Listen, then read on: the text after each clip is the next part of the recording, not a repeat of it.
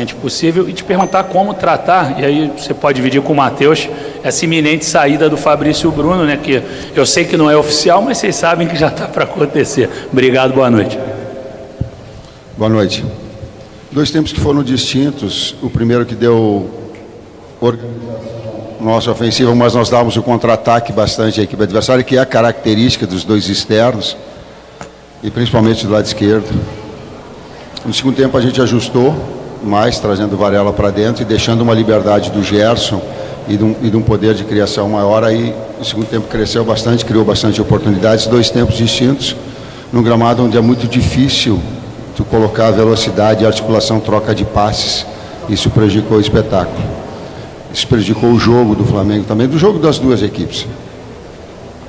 O Fabrício é um grande jogador, está conosco e a gente quer permanecer com ele no nosso trabalho, no nosso dia a dia.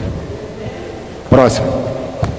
Boa noite, Tite. Boa noite, Matheus. Falando sobre um jogador que também está no elenco, que é o Gabigol, recentemente teve toda a polêmica com ele em relação ao episódio. Ele deu uma entrevista falando que conversou com você sobre esse episódio. Eu queria saber como recuperar o Gabigol, não só numa questão física e desempenho em campo. Hoje ele é reserva, passa por um momento, né, de baixa no Flamengo, mas eu queria que você pudesse falar, você como líder desse grupo, como recuperar o Gabigol depois dessa situação, depois também da situação que teve com o caso do antidoping. Enfim, foram vários episódios com o Gabigol recentemente e que acabam atrapalhando um pouco o desempenho do jogador. Você fala muito dessa questão psicológica, da confiança. Como é que está esse trabalho com o Gabi? Também, se puder dividir um pouco, não sei se você pode dividir, mas como foi essa conversa com o Gabi? Teve comigo, teve com o grupo todos também. Ele externou o seu sentimento, ele passou para vocês aquilo que é, aquilo que foi. E só tem um caminho, é trabalho. A recuperação é através do trabalho. É no dia a dia, é na aplicação, é na sequência do trabalho, é das oportunidades que surgem. É todo esse processo que a gente busca de recuperação do atleta também. Todos são importantes, o Gabi é importante. Boa noite, Tite. Léo José, do Coluna do Fla. Agora o Flamengo acabou de publicar sobre o De La Cruz, né, que teve um problema no joelho. E já é um novo problema físico que o Flamengo precisa enfrentar, né? Já teve o Léo Pereira, o Bruno Henrique, e agora o De La Cruz é a bola da vez. Como que você, como que a sua comissão técnica lida com essa sequência de problemas físicos no elenco? O problema do De La Cruz não é físico, é médico, clínico. Foi um trauma, foi um impacto que já no intervalo ele estava sentindo. E que no segundo tempo ele pediu para sair, eu acho que era um tempo mais, ele pediu para sair porque não conseguia mais ter o desenvolvimento. Quem pegar o tape, quem ficar cuidando, ele faz sinal, para mim tem a condição da substituição. Jogos que são uma exigência física muito grande e a nossa função, departamento de fisiologia, físico, aí no caso clínico dele, da recuperação para tê-lo no próximo jogo. Boa noite, Matheus. Boa noite, Tite. Richard Souza, da TV Globo.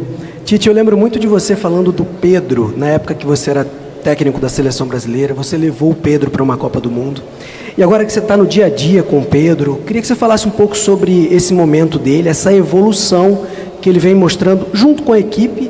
Mas assim, o futebol do Pedro cresceu demais nas últimas 3, 4 partidas.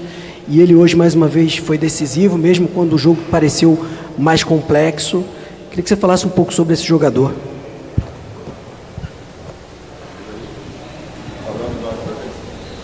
Acho que não foram só esses 3, 4 jogos, acho que ele tem feito uma temporada muito boa.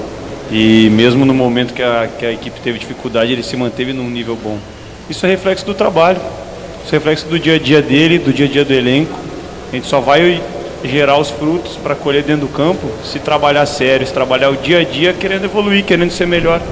E ele está colhendo hoje esses últimos jogos e na temporada também, acho que deve ter 18, 19 gols na temporada, tudo fruto do trabalho dele e do elenco.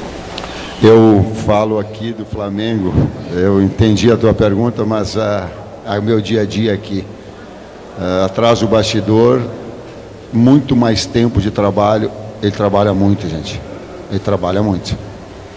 O aspecto finalização, o aspecto pivô, o aspecto físico melhorou, o Fábio pode falar, então é todo um processo que vem. Não quero me ir até outro lado, falar só do Flamengo, que é dessa situação, ele crescendo e tendo essa atenção nos diversos níveis de treinamento nesse processo todo de evolução. Tite, Matheus, boa noite, parabéns pela classificação. Gostaria que vocês falassem a respeito do Igor Jesus, jogador que passou por um momento difícil, teve todo um cuidado da comissão técnica, até do próprio elenco, dos demais jogadores, em dar força para ele. Ele conseguiu, nas últimas partidas, mostrar um bom futebol e até teve participação direta hoje na vitória do Flamengo. Como é que foi esse trabalho com o jogador que, juntamente com o Verton, teve recentemente seu contrato renovado? A gente acredita em todos os atletas.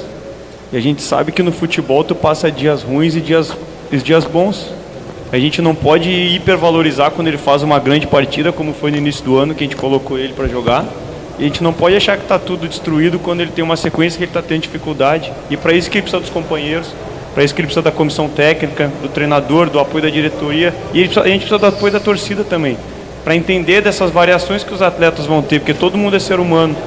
Às vezes o psicológico afeta, às vezes alguma coisa deu errado no início do jogo, afeta o atleta. Então a gente precisa de uma constância de trabalho e de acreditar e do apoio de todo mundo, porque todos os jogadores do elenco do Flamengo têm condições de estar jogando, têm condições de participar do elenco, têm condições de ajudar a gente nesse ano, que vai ser muito importante. O que a gente precisa é trabalho, da consciência dos momentos ruins, dos momentos bons e desenvolver todo o potencial deles. Eu sei que o meu estilo, por vezes, ele é identificado com alguns, porque eu falo do lado humano e eu gosto de falar do lado tático. Mas ele não, para outros, não atende aquilo que busca. Mas a tua pergunta ela é importante. A gente não solta o atleta que foi mal no jogo. A gente não descarta. Eu não sou técnico de pegar assim, descarta, tá ruim, tá fora. Não serve. Tá ruim, tá fora. Não serve. Não é. E eu disse isso a ele. O Léo Ortiz entrou como volante no outro jogo e ele ficou preterido. E eu disse que um processo de confiança era um processo de treinamento e que tu ia retomar. E eu sei disso. E ele retomou esse processo, por isso que também, inclusive, o desempenho dele hoje. Boa noite, Tite. Boa noite, Matheus. Aqui atrás, Cidão Marinho da Litoral News. Mais uma vez, o Matheus Cunha foi o titular no gol do Flamengo.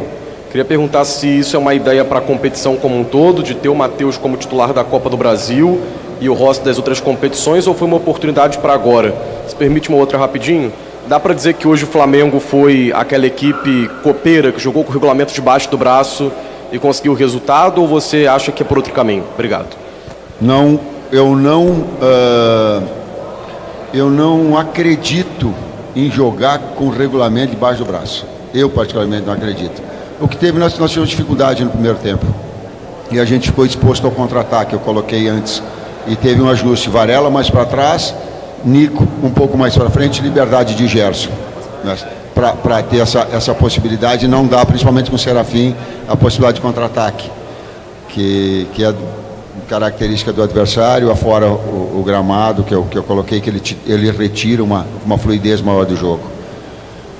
A outra parte da pergunta, o Matheus Cunha é um grande goleiro, a gente tem 2 grandes goleiros, prepara a todos, é uma possibilidade real de ele dar sequência, mas é uma possibilidade dos 2 estarem disputando, tanto na Libertadores e Campeonato Brasileiro, quanto na Copa do Brasil, performance.